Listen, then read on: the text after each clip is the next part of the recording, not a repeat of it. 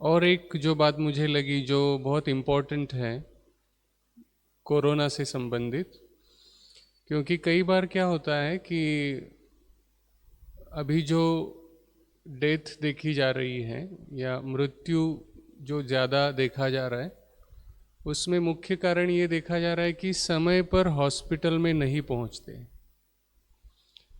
तो कोरोना में सही समय पर सही डिसीजन लेना ये बहुत ज़रूरी है, क्योंकि ये वायरस एक बार लंग्स में, फेफड़ों में चला जाता है, उसके बाद फिर वो बहुत ज़्यादा तबाही मचा देता है। इसीलिए हर एक के पास पल्स ऑक्सीमीटर होना बहुत ज़रूरी है। ज़्यादा कॉस्ट नहीं होती उसकी, 1000 रुपये में मिल जाएगा आपको। मेडिकल वाले जो भी हैं उनको भी बोलेंगे, वो भी मंगा देंगे। तो हर एक अपने घर में पल्स ऑक्सीमीटर ज़रूर रखें और अपना ऑक्सीजन लेवल चेक करते रहे। अगर आपको कुछ ऐसे सिम्टम्स आ रहे हैं, अगर बुखार हो रहा है, और ख़ास करके अगर ब्रेथलेसनेस महसूस होता है या खांसी आ रही है, ये रेस्पिरेटरी रिलेटेड सिम्टम्स हैं, तो उसमें ज़्यादा सावधानी बरतना आवश्यक होता है, क्योंकि ये निशानी है। आपको थोड़ी भी खांसी शुरू हो गई, आपको सांस लेने में दिक्कत हो रही है, या दोनों में से कोई भी लक्षण बुखार के साथ साथ अगर उत्पन्न होता है, तो तुरंत आपको डॉक्टर के पास पहुंचना, पल्स ऑक्सीमीटर से अपना ऑक्सीजन लेवल चेक करते रहना, ये बहुत बहुत आवश्यक है। अगर 95 से नीचे जाता है तो तुरंत अपने फैमिली डॉक्टर की सलाह लेना आवश्यक है, और 90 से नीचे जाता है तो हॉस्पिटल में जाने की आवश्यकता है। और आजकल जो एक जो चेक किया जाता है लंग्स का, सीटी स्कैन जिसको कहते हैं, HRCT लंग, तो उससे पता चलता है कि भाई आपके फेफड़ों में कितना डिस्ट्रक्शन हुआ है, कहाँ क्या पोजीशन में है। तो ये सावधानी बरतना बहुत ज़रूरी है। अगर हम थोड़ा सा भी लापरवाह हो जाते हैं, नहीं ठीक हो जाएगा हो जाएगा, मुझे इतना कुछ तकलीफ़ नहीं हो रही, यहाँ थोड़ी सी खांसी तो आ रही है या थोड़ा सा ही तो सांस लग रही है, ऐसा नहीं करना है। तो ये बात बहुत इम्पॉर्टेंट है जो मुझे लगा कि मुझे आपके साथ शेयर करनी चाहिए। तो जैसे हम 2 दिन से बात कर रहे थे आयुर्वेद के बारे में, तो कल हमने थोड़ा सा ये देखा कि भाई अपनी अपनी प्रकृति को समझना क्यों आवश्यक है, कि मेरी प्रकृति कौन सी है। और उसके मैंने बहुत थोड़े लक्षण बताए। वैसे तो काफ़ी अगर डिटेल में जाए तो एक एक के ऊपर एक एक घंटा भी बात हो सकती है। तो हमने कल इन बातों को समझा। तो और भी कुछ बेसिक बातें मैं आपके साथ शेयर करना चाहूँगा। कुछ डाइट के बारे में भी हमने कल बात की थी। तो डाइट बहुत इम्पोर्टेंट है, हम जो आहार ले रहे हैं, क्योंकि हम जो आहार ले रहे हैं उसी से शरीर बनता भी है तो बिगड़ता भी है। दवाई तो हम बहुत थोड़ी मात्रा में लेते हैं, लेकिन आहार तो ज़्यादा मात्रा में जाता है शरीर में। तो जो थोड़ी मात्रा में हम ले रहे हैं उससे थोड़े समय के लिए तो ठीक हो जाते हैं, लेकिन अगर हमने अपना आहार सही नहीं किया तो कुछ समय के बाद फिर से प्रॉब्लम हो जाएगी, क्योंकि गलत चीज़ जा रही है, गलत रीति से जा रही है, और उसके बारे में हमें पता नहीं होता है कि हम गलत कर रहे हैं। प्रॉब्लम ये हो जाता है कि हम जो कर रहे हैं हमें लगता है कि हम सही कर रहे हैं। तो इसीलिए वो छोटी छोटी गलतियां समझना ये बहुत आवश्यक है, क्योंकि आयुर्वेद में ये बहुत इम्पोर्टेंट प्रिंसिपल बताया है कि सभी बीमारियों की सबसे पहली ट्रीटमेंट क्या है। तो जो गलत आहार विहार आप कर रहे हैं, जो गलतियां कर रहे हैं, उनको आप स्टॉप करो। तो इसीलिए कहा है सर्वेषाम एव रोगाणाम निदान परिवर्जनम। सभी बीमारियों की सबसे पहली चिकित्सा क्या है? निदान का परिवर्जन करना। निदान माना जो आहार विहार में हम गलतियां कर रहे हैं उनको ठीक करना। तो आहार में और एक गलती क्या होती है जो बेसिक बात है, बहुत बेसिक बात है। देखिए हमारे एक प्रोग्राम ऐसे चल रहा था, हेल्थ प्रोग्राम, तो उसमें एक मिलिट्री पर्सन आए थे।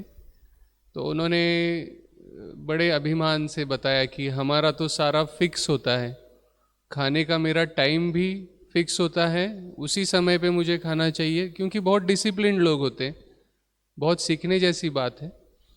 और उन्होंने कहा कि मेरा अमाउंट भी फिक्स होता है पूरे साल में, कि मुझे सुबह नाश्ते में 2 रोटी माना 2 रोटी चाहिए, दोपहर के भोजन में मुझे इतना खाना माना इतना खाना चाहिए, और रात के भोजन में मुझे ये सारा अमाउंट भी फिक्स रहता है और टाइम भी फिक्स रहता है। तो क्या ये सही है? Is it right? तो टाइम तो फिक्स होना चलो अच्छी बात है, क्योंकि हमारे बॉडी को वो एक आदत लग जाती है, और फिर उस अनुसार ही जो अंदर में जो सिक्रीशंस हैं, डाइजेस्टिव जूसेस हैं, वो उसी समय सीक्रेट होते हैं। लेकिन क्या पूरे साल में जितना हम खाते हैं उतना हमारा वो फिक्स होना चाहिए? क्योंकि कई बार क्या होता है ना कि हमारे माइंड में वो प्रोग्रामिंग हो जाता है कि मुझे नाश्ते में तो इतनी रोटी चाहिए, दोपहर में भोजन में तो मुझे इतना चाहिए, और रात के भोजन में इतना चाहिए। ये माइंड में हम प्रोग्रामिंग कर लेते हैं और उसी के अनुसार चलते रहते हैं। उसमें मिस क्या कर देते हैं हम ये एसेस ही नहीं करते हैं, कभी अपना असेसमेंट नहीं करते हैं कि मुझे भूख कितनी है, क्या मुझे भूख लगी है, क्या मैं इतना पचा सकता हूँ। क्योंकि देखिए, मैंने जैसे बताया कि 6 सीज़न होते हैं हमारे भारत में खास करके। उसके नाम पूछूंगा तो मुझे पता है कि कोई भी पूरे नाम नहीं बता पाएगा, तो मैं आपको बताता हूँ, आप नोट कर सकते हैं इसको। कौन कौन से 6 सीज़न होते हैं और उसमें कौन कौन से माना कब कब होते हैं। तो जैसे ठंड के जो 4 महीने होते हैं, तो पहला जो ऋतु है उसको हेमंत ऋतु कहा जाता है। हेमंत ऋतु नवंबर और दिसंबर, ये हेमंत ऋतु का टाइम होता है। तो नवंबर दिसंबर हेमंत ऋतु, जनवरी फरवरी शिशिर ऋतु। हेमंत ऋतु के बाद आता है शिशिर ऋतु। अब ये पता होना बहुत ज़रूरी है, इसलिए मैंने कहा आप नोट कर लो, क्योंकि इसका हमारे हेल्थ के साथ कनेक्शन है, हमारे आहार के साथ भी कनेक्शन है। तो हेमंत के बाद शिशिर ऋतु होता है। शिशिर ऋतु जनवरी फरवरी। तो फरवरी के एंड में जैसे ठंड कम होने लगती है और फिर गर्मी शुरू हो जाती है, तो मार्च अप्रैल। तो मार्च अप्रैल ये सीज़न जो होता है ये वसंत ऋतु होता है। वसंत ऋतु माना ठंड खत्म होके गर्मी की शुरुआत। और वसंत ऋतु में क्या होता है, कई सारे पेड़ पौधों में फूल भी आते हैं, तो इसीलिए इसको कुसुमाकर भी कहते हैं, क्योंकि बहुत सारे फ्लावरिंग सीजन्स होते हैं। तो ये मार्च और अप्रैल का टाइम होता है। फिर उसके बाद गर्मी बहुत ज़्यादा तेज़ होने लगती है, वो कहलाता है ग्रीष्म ऋतु। मई और जून, मई और जून का जो समय है ये ग्रीष्म ऋतु है।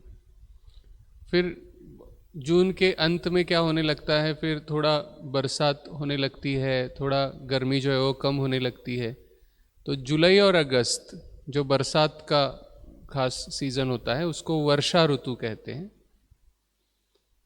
और वर्षा ऋतु में फिर बरसात अच्छे से होती है, और फिर सितंबर में फिर धीरे धीरे कम होने लगती है। तो सितंबर अक्टूबर ये कहलाता है शरद ऋतु।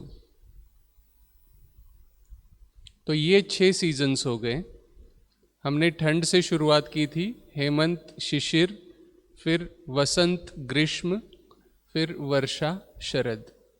अब ये पता होना क्यों आवश्यक है, क्योंकि सीज़न के हिसाब से हमारा अग्नि जो है, जिसको हम कहते हैं डाइजेस्टिव फायर, उसमें चेंजेस होते हैं।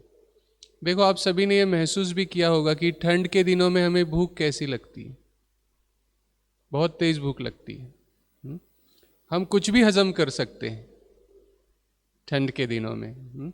तो इसीलिए ठंड के दिनों में आपको अगर थोड़ा सा ऑयली भी खाना है, थोड़ा घी दूध ये ज़्यादा मात्रा में आप खा सकते हैं, पचा भी सकते हैं। और इसीलिए देखिए, हमारे त्यौहार भी वैसे बने हैं। जैसे दीपावली के बाद जनरली हेमंत ऋतु शुरू होता है। तो दीपावली में हम क्या करते हैं, दीपावली में एक तो हम अभ्यंग स्नान करते हैं, माना मसाज करके ऑयल का, और फिर स्नान करते हैं, क्योंकि उसका संदेश ये है कि पूरे ही ठंड के समय में हमें जब जब हमें संभव हो तब तब हमें ऑयल पूरे शरीर में लगा के फिर स्नान करना चाहिए। फिर हम क्या करते हैं, दीपावली में बहुत सारी मिठाइयाँ बनाते हैं। वो मिठाइयाँ हम हेमंत ऋतु में ही खा सकते हैं क्योंकि हमारा डाइजेस्टिव फायर बहुत पावरफुल होता है। तो इसीलिए अगर हमने सुबह सुबह भूख लगी और कुछ खाया नहीं तो बीमारी हो सकती है, ऐसा वो सीज़न होता है। तो इसीलिए वो हेमंत ऋतु में ही वो सब मिठाइयाँ हम खा सकते हैं, बाकी सीज़न में इतनी मात्रा में और इतनी सारी मिठाइयाँ नहीं खा सकते।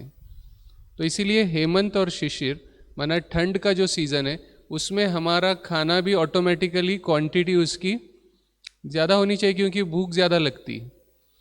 फिर उसके बाद वसंत ऋतु जो है, वसंत ऋतु जैसे गर्मी शुरू हो जाती है, और मैंने कल भी परसों भी बताया था कि ये जो हेमंत और शिशिर है इसमें शरीर में क्या होता है, कफ जो है वो जमा होना शुरू हो जाता है, और वो जो जमा हुआ कफ है वो पिघलता नहीं है क्योंकि ठंड है, बाहर ठंड है इसलिए पिघलता नहीं है।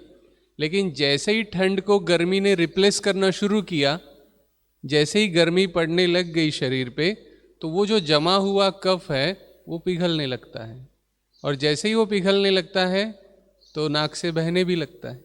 तो इसीलिए मार्च अप्रैल ये कफ के प्रकोप का समय होता है। ज़्यादातर सर्दी खांसी बुखार भी ये मार्च अप्रैल में होता है, और इसीलिए आप सभी ने देखा कि ये केसेस, नंबर ऑफ केसेस बढ़ने का रीज़न भी वही है। ये पिछले साल भी मार्च में ही केसेस बढ़े थे क्योंकि वसंत ऋतु शुरू हो गया, और इस साल भी मार्च में ज़्यादा केसेस, मार्च अप्रैल। तो इसलिए ये 2 महीनों में हमें ध्यान देना बहुत आवश्यक है, क्योंकि जैसे ही गर्मी शुरू हो जाती है हम जल्दी जल्दी ठंडा पानी पीना, ठंडी ठंडी चीज़ें खाना शुरू करते हैं, लेकिन ऐसा मार्च और अप्रैल में हमें नहीं करना है क्योंकि कफ का प्रकोप का समय है वो। तो इसीलिए ये बातों का ध्यान हमें रखना है, और ऑटोमेटिकली फिर भूख कम हो जाती है। जितना ठंड में हमें भूख थी उतना अभी नहीं लगेगी।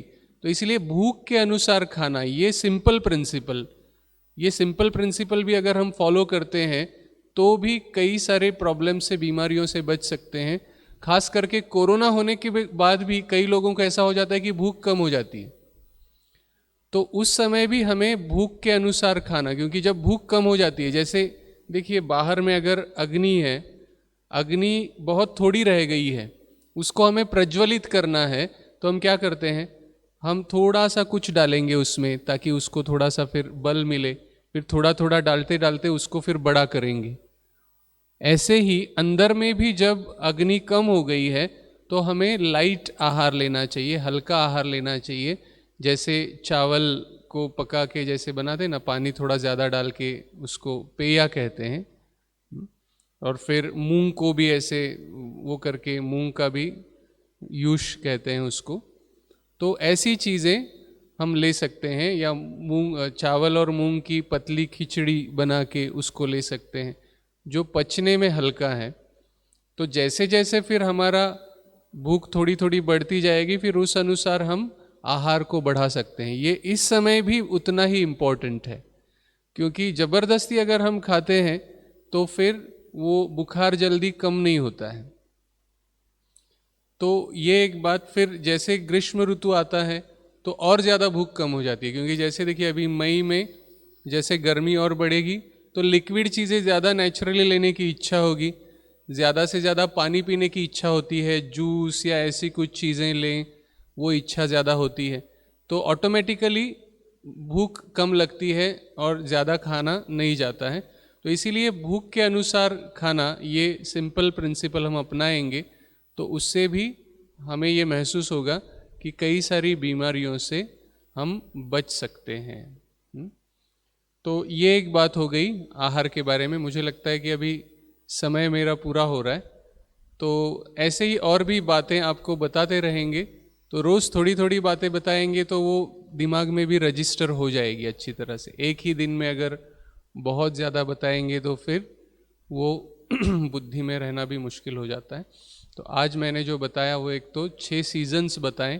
सीजन्स के अनुसार हमारे डाइजेस्टिव फायर में चेंजेस होते हैं, और इसीलिए हमें भूख के अनुसार खाना ये ज़रूरी है, ये समझा। और दूसरा, इस कोरोना काल में हर एक घर में पल्स ऑक्सीमीटर होना बहुत ज़रूरी है। हमारे ऑक्सीजन का लेवल ये बहुत इम्पोर्टेंट है। अगर हम लेट पहुंचते हैं हॉस्पिटल में उस समय तक फिर लंग्स बहुत ज़्यादा डैमेज हो जाते हैं और फिर ऑक्सीजन लगाओ, वेंटिलेटर लगाओ, फिर वो भी कुछ हेल्प में नहीं आता है। तो इसीलिए ये बात में हमें जागरूक होना बहुत आवश्यक है। मैंने जो मेडिसिन्स बताई वो इनिशियल लेवल के लिए हैं, लेकिन उन मेडिसिन से भी अगर कंट्रोल नहीं होता है, ऐसा लग रहा है कि खांसी शुरू हो गई, तो तुरंत इमीडिएटली हमें अपने फैमिली डॉक्टर के पास या हॉस्पिटल में जाके अपना लंग का HRCT, जिसको CT स्कैन कहते हैं, वो करा लेना ये बहुत आवश्यक है, क्योंकि उससे पता चलता है कि कितनी प्रोग्रेस हो गई है, क्या स्थिति है, क्या पोजीशन है।